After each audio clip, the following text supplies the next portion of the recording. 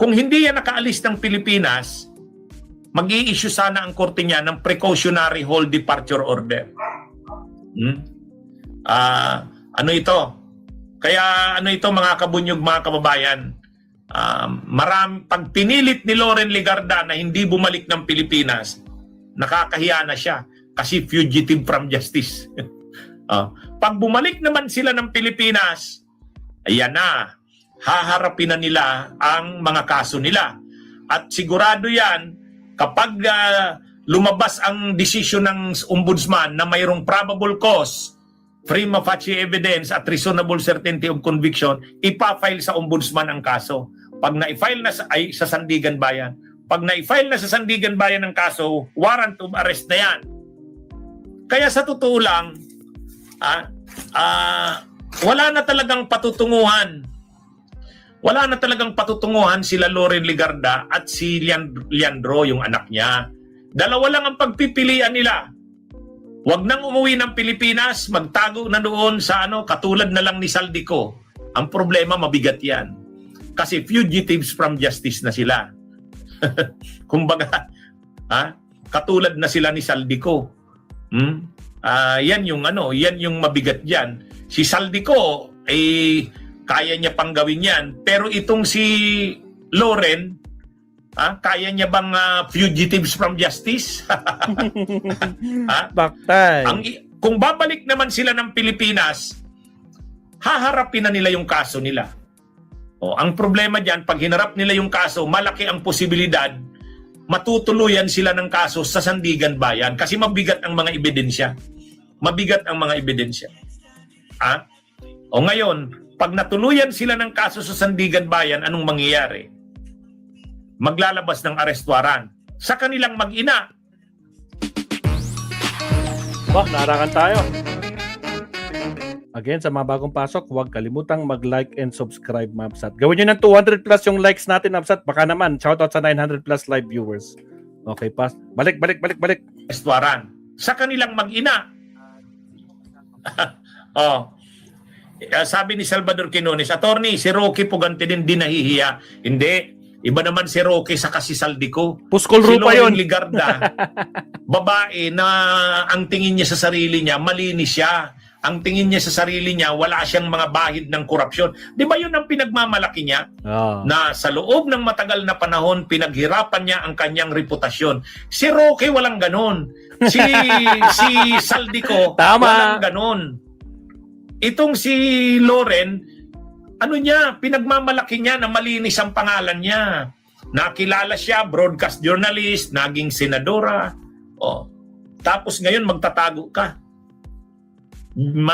Magtatago ka kasi fugitive from justice ka. Ang bigat niyan. Kaya lang, pag bumalik naman sila sa Pilipinas, alam ni Loren, matutuluyan sila. So anong gagawin nilang mag-ina? Makukulong sila. Makukulong sila, mga kabunyog. Kaya ang mangyayari dito, damn if you do, damn if you don't. Pag hindi bumalik, ika-cancel ang passport, fugitives sila from justice. Pag bumalik sa Pilipinas, tuloy-tuloy ang kaso nila.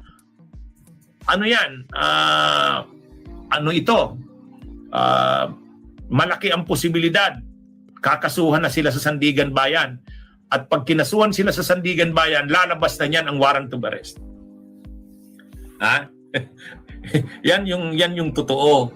Kaya ano na ngayon si Loren Legarda, taranta na yan, mag-ina na yan. Kaya yung pinagmamalaki ni Loren na ang anak niya ay economic genius. Economic genius sa magulang ang anak niya, yan na yun. Aray ko po. Tapos napasama pa sa mga Duterte, ayan. Naspakon. So, yan ang mga kabunyog ang problema. Ang pag-asa na lang nila dyan, Sara Duterte sa 2028. Ay ang tagal pa niyan. Alam nyo, lahat sila umaasa kay Sara. Maraming umaasa kay Sara. Si Kibuloy, si Jinggoy, si Roque, si Saldico, si Jinggoy. Lahat yan mga umaasa kay Sara . si Marcoleta, si Mike Defensor, si Jinggoy, Jinggoy. yun.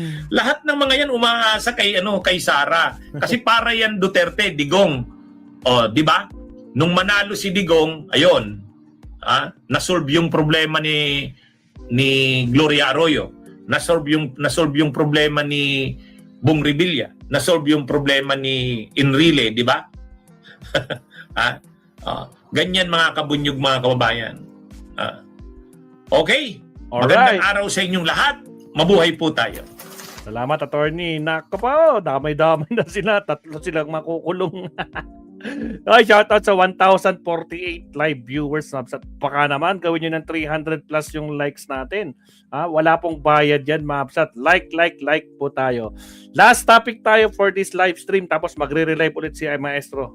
So, kan muna tayo. Last topic tayo. Again, sa mga bagong pasok, huwag kalimutang mag-like and subscribe. Maraming salamat. At syempre sa mga silent viewers, saka sa mga team replay, like and subscribe kayo. Maraming salamat. Countdown tayo sa ating last topic.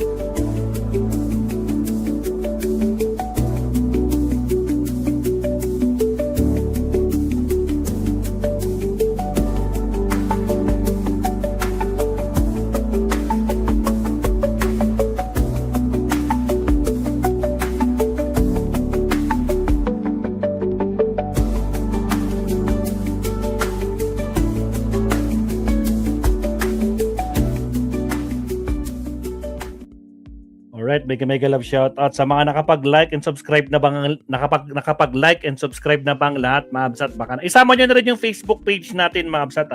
Meron tayong Maestro Paul TV Facebook page. Paki-follow na rin, mga Mabsat. Ito pag-usapan natin, last topic. Hola! Ombudsman Remulla may ambisyon? Question mark. Advanced script laban sa dating speaker. Booking! Nako, ito boss, may bago akong USB, sabi ni Balikod. Wala na bang iba? Nako po, nag-recant na nga dyan si Gutesa, nag-recant na rin yung 4 na mga Maleta Boys. Nako po, yung pinaka-leader nilang si Gutesa, mas lalo yun. Nako po, huwag kasing ipilit na magkaroon ng ebidensya. Huwag magpasikat, malayo pa ang 2028. Pag-usapan na natin, Mabsat, hindi dapat ginagawang panakiputas ng Office of the Ombudsman ang mga walang basehang paratang laban sa dating speaker na si Martin Romualdez upang iligtas ang palpak na imahe ng kanyang kapatid na DILG at isulong ang pansariling ambisyon sa darating na eleksyon. Ang tunay na hustisya ay hindi namimili ng pinapaboran o hindi ginagamit bilang isang political distraction. Facts tayo, Mabsat. There is zero evidence linking the former speaker. Ang pinakahuling supplemental counter affidavit ni dating Speaker Martin Romualdez formal nang winasak ang kredibilidad ng reklamo sa pamamagitan ng 3 magkakahiwalay na grupo. Una, si Orly Gutesa mismo ang nag-recant at isiniwalat na sina Marcoleta at Mike Defensor ang utak sa likod ng pagmamanufaktura ng kanilang affidavit kapalit ang 150 milyong suhol. Pangalawa, 4 sa mga Maleta Boys ang bumaligtad na dahil sa kwento at hatiran ng pera pawang kasinungalingan. At pangatlo, ang bodyguards at mga drivers ni Zaldico ang nagbunyag na pilit na binabayaran lang silang sumali sa grupo para magsinungaling laban kay Romualdez. Ang buong akusasyon ay napatunayang scripted at isang malaking kathang isip. Si Gutesa na star witness na umaming binayaran lang para mag-imbento. Ang 4 naman na kasama niyang mga umatras at ilang mga bodyguards ang napatunayan na may gumagapang at nagbabayad sa mga tao para lang matiin ang dating speaker. Kung ang mga pangunahing testigo ay bumaligtad na at ang mga security personnel ay umaming may persahan na bayaran na gaganap para lang sirain si Romualdez, anong ebidensya pa ang natitira sa ombudsman? Nakapaw! Ang pilit na paggigipit sa kasong ito ay malinaw na pagpapatakbo ng isang maruming demolition job. Ang pag-recanted testimonies binawing salaysay ay tuluyan ng nag-aalis sa kredibilidad at legal na bigat sa panig ng prosecution. Ang paglipat o ang pagpilit ng mga testigo, subordination of perjury at paggamit ng mga peking affidavit ay sapat na sa basehan sa ilalim ng rules of court upang ibasura ang preliminary investigation dahil sa kawalan ng probable cause. Pangalawa, what is the politics of the ombudsman? Kamakailan lang ay sunod-sunod ang paglabas ng mga balita ng pahayag sa ombudsman sa media at tila nakatutok lamang sa buong puwersa ang kanyang opisina sa paggiba sa pangalan ng dating speaker. Hindi na ito mukhang trabaho ng isang patas na taga-usig. Mukha na itong personal na atake at pagmumumulitika para sirain ang isang leader. Kapag ang isang opisyal ng gobyerno ay mas madalas pang magsalita sa media para mag-anunsyo ng mga hindi napatunayang paratang kaysa magrepaso ng mga kaso sa loob ng korte, malinaw na ang hatol niya na ay ingay sa publiko, hindi hustisya. Ayon sa Code of Ethics ng Ethical Standards ng Public Officers or Public Officials and Employees, RA 6713, ang mga kawani ng gobyerno ay dapat manatiling neutral at iwasan ang politicization ng kanilang mga tungkulin. Ang